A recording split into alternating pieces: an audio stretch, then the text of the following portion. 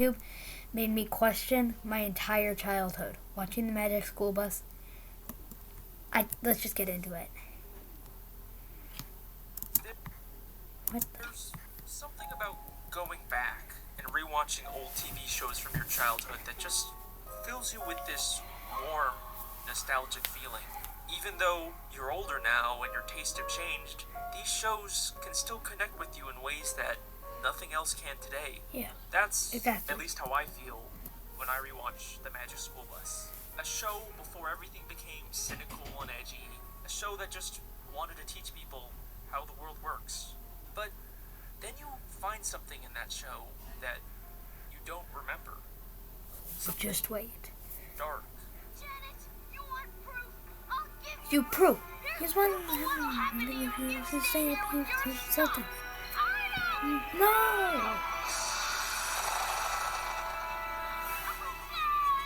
Huh.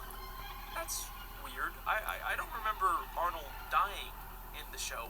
And the more I rewatched, the more I realized how much I missed as a kid. And I knew I had to make my next theory about this. Inside the Magic School Bus is a culture of fear and lies, all to hide a massive secret. Trust me, this theory is just as dark or complex as any of my SpongeBob theories. This is the Magic School Bus Doppelgänger theory.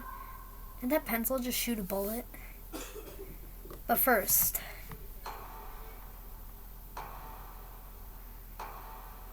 just let us get into the video.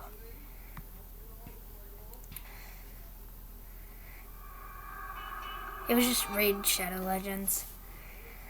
The Magic School Bus is an animated educational kids show that aired from 1994 to 1997 and later got rebooted on Netflix in 2017. It follows Miss Frizzle and her class of 4th grade students as they use the Magic School Bus to go on crazy field trips to places like outer space, inside the human body, and traveling back in time, all to learn about how the world works. Like a lot of you, I watched it in school growing up, but it wasn't until recently that I started to question some things about the show.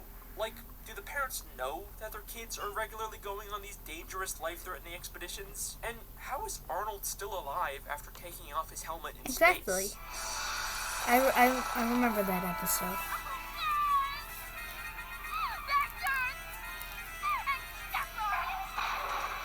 And step on it. Oh. Thanks, Janet. Oh, he just got a cold after being exposed to the freezing vacuum of space. Exactly. That's it. Something seems wrong here. But wait, before we even begin to question the logic of the show, we have to ask if there's even anything here worth theorizing about. I get this comment all the time. It's just a kid's show. And you're right. When it comes to most kid shows, there's usually no internal logic to how or why things happen. And it would be pointless to try and make a theory about it. Except, here's the thing that sets the Magic School Bus apart from most kid shows. The show itself is constantly pointing out and questioning its own logic. It does this at the end of every episode during something called the producer segment. At the end of every episode, a character known as the producer for the Magic School Bus TV show shows up and answers questions from the fans. Hello. Hi, you work on the Magic School Bus show, right? You bet, I'm the producer. That's right. Just like SpongeBob, the Magic School Bus breaks the fourth wall and acknowledges the fact that it's a TV show. Oh, the television Except theory. The Magic School Bus does it in a very interesting way. It's At Frizzle? first I thought this character was supposed to be an animated stand-in for the actual real-life producer of the show, but the producer doesn't talk about the show like it's animated. He talks about it like it's a live-action production. How come there was only one kind of bat on your show? There are almost 1,000 different kinds, you know. Well, those kind of bats were banned from the set. In fact, everyone talks about it like it's a live-action TV show. Wait. Is this the bakery where they filmed that Magic School Bus show?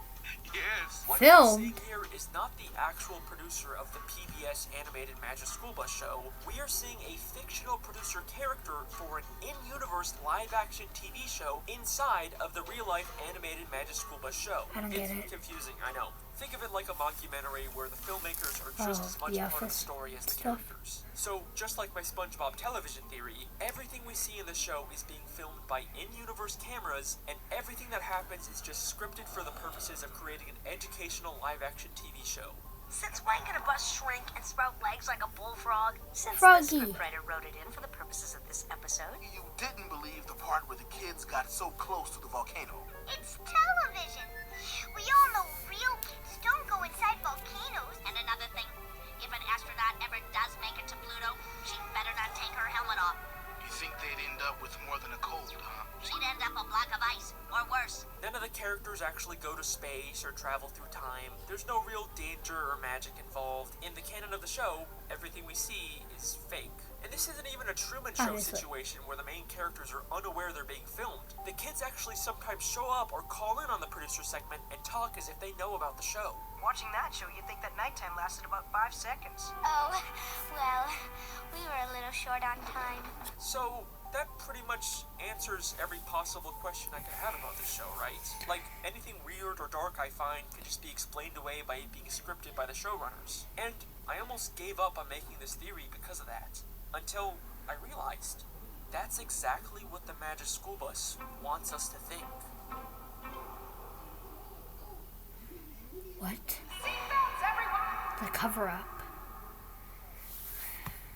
Part 2. In Season 2, Episode 3, The Busasaurus, the class travels Oh, I back hate in this time on the episode. Magic School Bus to visit the dinosaurs. During the episode, they keep track of which dinosaurs only ate plants with this chart. But when they go back to the present, we don't see the class take the chart with them. Just like the end of every episode, they have a producer segment, this time with a guest star from the show, and they clarify none of the magic they showed was real. So no one's ever traveled back in time and seen real dinosaurs.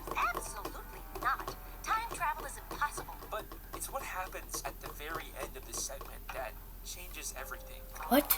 But of course it's not. What? How?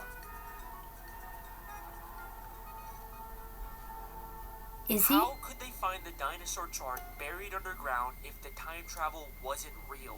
This directly contradicts what the producers are constantly saying about the show. And this happens all the time in the producer segments. Which reminds me why I called in the first place. Yes? I'm still waiting for someone to get that pile of litter off my planet. Everybody knows there's no such thing as ghosts. Could never use scum for bungee jumping, not in a million years. I wish you guys would stick to the facts. It took water more than 15 million years to carve out the Grand Canyon. About as long as it's going to take you to freeze that water. Bruh. The impossible things that happen on these field trips are clearly real in the canon of the show, but why are they lying about it? In fact, they seem to get kind of nervous whenever the callers get pushy about what's real and what's not. It would have taken weeks for the asteroid to reach the sun. You made it seem like it could happen in seconds. Well, we had to fake it. Ms. Frizzle must be magic. Why do you say that? What was that? That? Oh, that was just the sound of Liz stretching the truth. So why not just tell them that it's a real Magic School Bus? What's with all the secrecy? The class is constantly going to places like outer space, the bottom of the sea, inside an active volcano, all extremely dangerous places that no school could ever take kids unless they lied about it and pretended like the field trips were just faked as a part of an elaborate fictional TV show. And the cover-up goes much farther than just the show. The principal of the school has no idea what they're doing on these field trips. You're telling me you went inside a chicken to find me an egg? Yes, sir, we did. But going inside a chicken is not a state-approved field trip. And even when they tell him, he doesn't believe them. Do you really expect me to believe that the chicken laid an egg with all of you inside it? And even the parents don't know what's going on. And now, live from the throat. Ralphie, that little girl looks just like your friend Wanda. Who? Her? No. Wanda's much, shorter. Ralphie, I know that guilty look. What's going on? Nothing, Mom. Really. Oh, I'm sure they were just hanging around. Oh, I just gotta hang there. Ralphie? Right, Miss Frizzle. It's never explicitly stated in the show, but if you pay attention, it's clear that these field trips are a massive secret, and the kids are actively helping hide it. But Miss Frizzle, we can't let Mr. Junket know the bus is magic. He can't know what he... This is creeping me out. Why? I could see why the producers are hiding the secret, but why are the kids in on it? Maybe it's just because they love the field trip so much, and they know that if the secret got out, they wouldn't be able to go on them anymore. But That would make I sense. think there might be something more. going on here. In the very first episode of the Magic School Bus, Arnold Gets brings lost his in cousin space. Janet to visit his school, and she mentions that Arnold told her all about the field trips they go on. Arnold told me all about your field trips, Dorothy Ann. What did he say? Look at their reactions to hearing this. They are terrified of someone else knowing the truth. Now, I've already shown you that clip of Arnold taking off his helmet and freezing in space, but I didn't show you why he did it. Throughout the entire episode, Janet is trying to collect proof to prove that she went to space. And in order to convince Janet not to bring back incriminating evidence, Arnold does this. There's no way I'm going home without my stuff. It's proof. Nobody will believe me without it. Janet, you want proof? I'll give you proof. Here's proof, but what will happen to you if you stay here with your stuff? Arnold is more afraid of Janet exposing their secrets than taking off his helmet in space. What could these kids possibly be so afraid of happening if the truth Bluetooth got isn't out? hooked up. Well, in season 1, episode 11, we actually do get to see what DA thinks would happen if her old teacher found out about their field trips.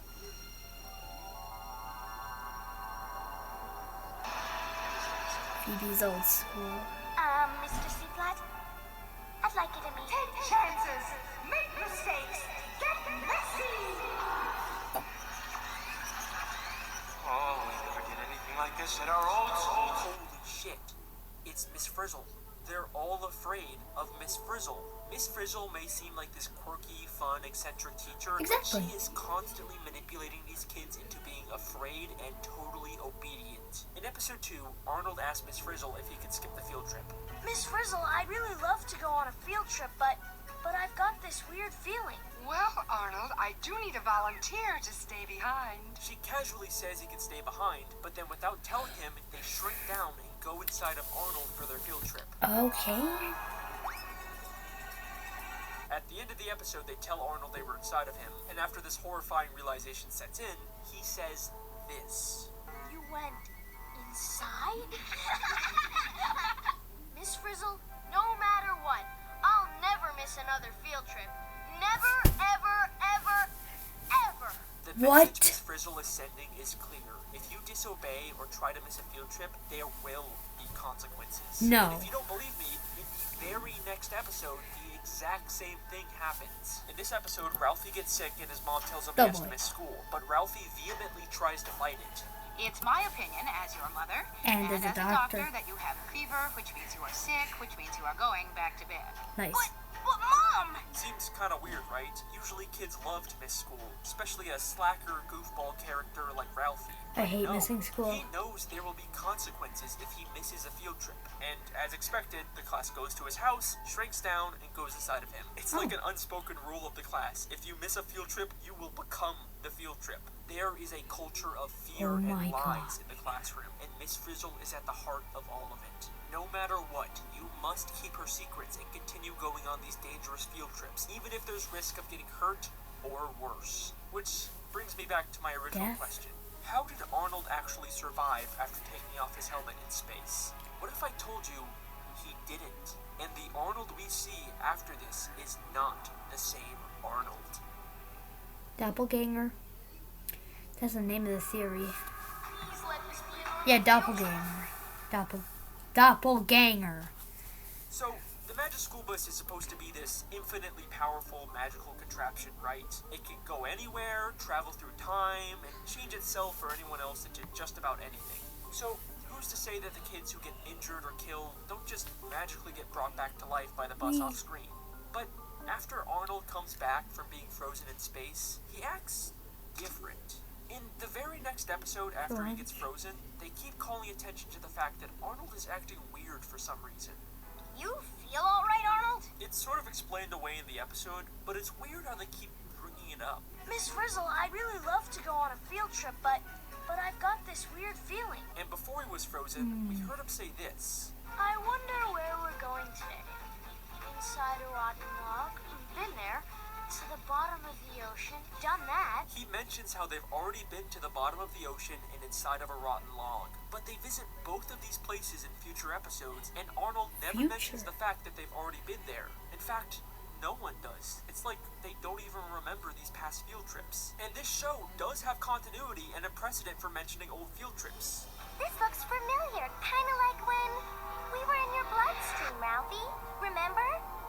There's something really strange going on with these kids, but What for is the longest happening? time I couldn't figure out what it was. And then I discovered something. Something so impossible and confusing that when I saw it, it honestly gave me chills. In episode 2, the magic For school bus lunch. shrinks down and goes inside of love Arnold to this learn about the episode. digestive system. One of my but favorites. There's something inside of Arnold that made me question everything about this show. What is something it? that I guarantee you wouldn't normally notice. Are you ready? Let me play the clip for you. Solving it. It's where your food goes after you swallow. I don't see anything. Miss Frizzle. Wait, What are you what was in the doing? back You seat? see it? Let's slow it down a bit.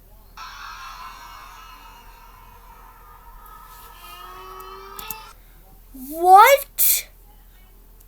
They're inside of him. Is Arnold inside of Arnold?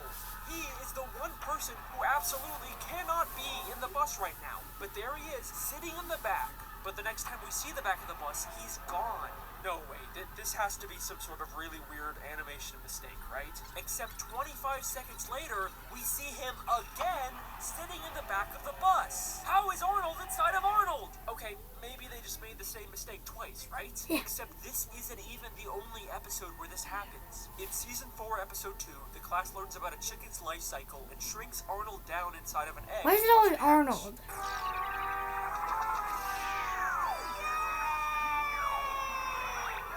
While they're waiting for it to hatch, the rest of the class goes to talk to the principal in his office without Arnold.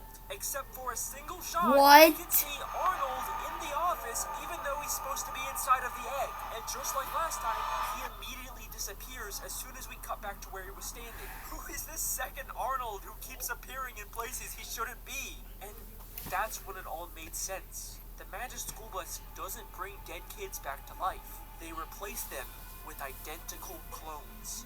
Or, how I like to call them, Doppelgangers. It is no No. coincidence that this second Arnold showed up in the episode immediately after Arnold died in space. This is either the space Arnold's body or some sort of rogue doppelganger they lost track of, trying to blend in the back of class. But, wait a second. Can the magic school bus even create clones of living things? Like, it seems like the magic school bus can do anything, but we never actually see it duplicate or create something from scratch. Good It point. only ever changes things. It can turn Ew. a student into a fish, but it never creates a fish out of nothing. Trust me, I have looked everywhere in both this show and the reboot, and there is no evidence the bus can create life. But that's only because I was looking in the wrong place. Miss Frizzle's classroom is absolutely full of dioramas of human body parts. An eye, a foot, an ear, the human skeleton. But if you pay close attention to these background objects, you'll realize they're not dioramas. They constantly move and blink as if they're alive, and the only possible explanation is that they were created by the magic school bus. Meaning it is totally possible for the bus to grow these doppelgangers to replace the students. Every time a student dies on a field trip, they have the perfect solution to cover it up. But how often could they possibly need to do this? Yeah, the kids regularly put themselves in danger, but the closest we get to an on-screen death was Arnold taking off his helmet, and that's only one episode. Well, remember, the show itself is an unreliable narrator. They're obviously gonna cut out or recontextualize anything that could expose them, but I think they let an important clue slip in the very first episode. Remember, when Arnold came back from being frozen in space, he was sick, which seemed to carry over with how weird he was acting in the next episode. Maybe when a Okay. doppelganger is Sorry about the created, background they come out noise. very weak from the cloning process and have the symptoms of a sickness. Is it possible every time a character gets sick in the show, they've actually been recently replaced with a doppelganger? How else does the producer know details about Ralphie's specific sickness? What were those kids doing visiting Ralphie when he was so sick and tired? Oh, well, don't worry. He wasn't infectious. And Ralphie not being infectious would make sense if it's not actually a sickness, but the symptoms of being a newly grown doppelganger. And the same episode Ralphie gets sick, the skeleton in the classroom has a completely different outfit from previous episodes, with a different tie and no sunglasses. Maybe the classroom skeleton is where they store the body of the last dead student. It even has very similar shoes to Ralphie's. But this goes far beyond just the occasional student. This is being replaced. insane. I have found evidence of past field trips that went so horribly wrong that no student came back from them alive. In episode 4, they shrink down and take a field trip into the ocean. Eventually, they get fished out by a fishing woman who says this. Nope. Already have a bus. Huh? What? Why would she have already fished up a miniature bus from the ocean? I mean, maybe it's like a toy or something, but that's not the only time something like this has happened. In Season 2, Episode 1, they explore an underwater volcano Why is it always passed by underwater? a random sunken ship. Except, if you look What? closely, it has a figurehead of Miss Frizzle on the front of the ship. Why on earth would a random ship at the bottom of the ocean have this? Well, it looks a lot like when the Magic School Bus turned into a boat in Season 4, Episode 13, and had a figurehead of Liz, the class pet. These are the wreckages of past failed field trips where nobody returned alive. There have been countless children who have died on these field trips, but why? What is the point of all this? Who's really running the show here, and what is the true identity of Miss Frizzle?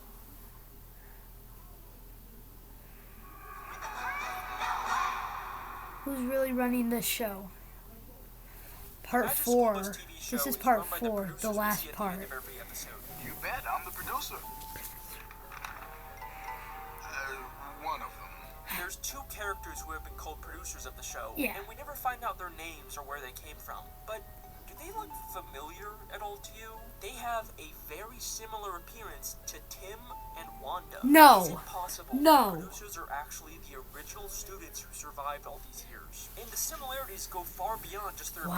appearances. The male producer is seen working on a bee farm that we've never seen before, but Tim mentions in Season 3, Episode 1, that his grandpa owns a bee farm. No. I've been delivering honey from my grandpa's bee farm all summer. Maybe the producer What? is working on his grandfather's farm. And just like how the producer works on storyboards, we see Tim working on his comic books. The female producer has a big plush frog in her office. And we know Froggy. Wanda used to have a pet frog that she loved. You know, Miss Frizzle, wanna get a I pet was frog really so glad when badly. you said I could bring my best friend Bella the bullfrog to school. In fact, in Season 1, Episode 5, Wanda has to let her pet frog go to live a happier life in the wild, and we see the producer rewatch this scene and cry. Bye, Bella. I would cry know too. you're going to have a good life here, but I am going to miss you. Bella. Bella. I think it is very likely that the producers are the original Tim and Wanda. What? But what about the rest of the original students? Maybe Tim and Wanda are the only survivors. They but just I did dead? find this guy working at a carnival in Season 2, Episode 10 that No. looks a lot like Ralphie.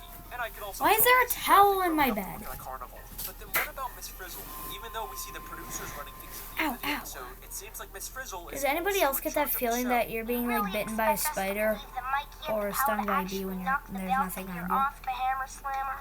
Just between us, we had a story conference about that, and it was Miss Frizzle's idea. But we know Nice. nothing about Miss Frizzle's past, and obviously she doesn't resemble any of the kids like the producers do.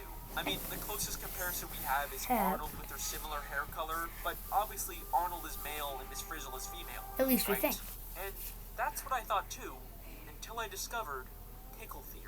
Pickle theory is not a theory I created, it's something I discovered while researching for this video. It stems from this weird moment in Season 2, Episode 7 with Miss Frizzle. Whoa! There's a ton of pickles in here. You caught me, Ralphie. Oh, I have a private and powerful passion for pickles. What do you Even if mean I by told you that? the context of this episode, this moment wouldn't really make sense. Miss Frizzle just has a secret closet full of pickles and a private and powerful passion for them for some unexplained reason. But this is where You pickle saw theory comes in. nothing. To understand pickle theory, you need to understand that I'm there's kidding, a common I don't have medication any. used in hormone therapy for trans women that has the side effect of making you crave sodium. And pickles are very salty, so they've become a common snack in the female transgender community. And pickle theory states that this weird moment with Miss Frizzle admitting to a private craving for pickles is a hint about her actually being a transgender woman. And I think it's a cool theory, but probably not enough evidence to win me over yet. And even if it is true, there's definitely not enough evidence to say Miss Frizzle is the original Arnold. I mean, she doesn't Right? even wear glasses like him. But then I watched Season 4, Episode 10, where we actually get to see inside of Miss Frizzle's house for the very first time. Wait, what? And What episode? 10, where she doesn't even wear glasses like What him. episode? But then I watched Season 4, Episode Season 10, 4, where we actually get to Episode 10. see inside of Miss Frizzle's house for the very first time. And I found a picture on her wall that is going to blow your mind. a picture of someone who looks a lot like a female version of Arnold, right down to the yellow and white shirt and glasses. I think this is what Miss Frizzle looked like as a kid. Either she's transgender, or the cloning process can just create different gender versions of characters, but whatever it is, you can't tell me this doesn't make it seem like Frizzle is a female version of Arnold. Even her name, Miss Frizzle, sounds fake. It sounds like something she just made up because she has frizzy hair, a trait that she shares with Arnold. All of the people running the Magic School Bus show are the original versions of the students, creating doppelgangers of themselves and forcing them to go on dangerous field trips. But why? What is this all for? To make the Magic School Bus TV show and educate the kids of the world. And god damn it, it worked. Is this the magic school bus? Magic school bus? Magic school bus? Jeez. Magic school bus? Magic school bus? Magic school bus? Magic school bus? I wonder what the magic school bus? The magic school bus! In this universe, everyone knows about the Magic School Bus. It is a massive Who doesn't success. know about the Magic If you want to School educate Bus? the world, then in the words of Miss Frizzle, you have to take chances, make mistakes, and And- get messy. Get very, very Messy. messy.